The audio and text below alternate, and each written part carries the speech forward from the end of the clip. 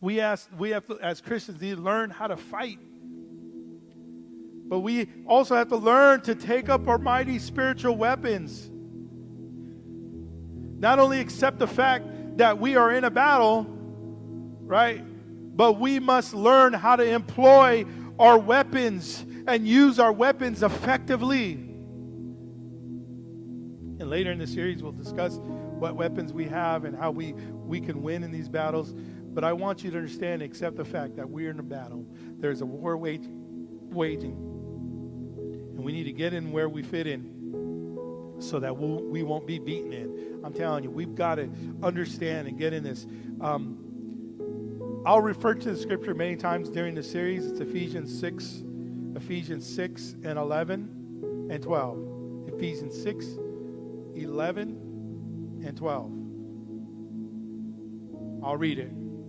Verse 11. It says, put on the whole armor of God, that you may be able to stand against the wiles of the devil.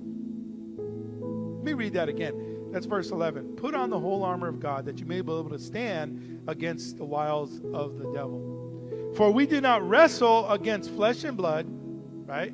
That's what I've been saying. We don't wrestle. Our fight, our battle is not against flesh and blood, even though it looks like it, even though it seems like it, even though that flesh and blood might be being used by the enemy, but our battle is not against that. It's against principalities, against powers, against the rulers of the darkness of this age, against spiritual hosts of wickedness in the heavenly places.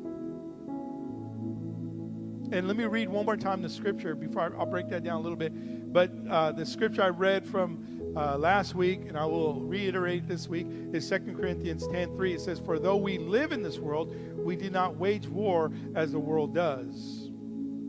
And I said this last week, I'll say it again. Our struggle, our battle, our fight is not against our mama, your pops, your brother, sister, your boss, or your neighbor. It's against the powers of the dark world, against spiritual forces of evil.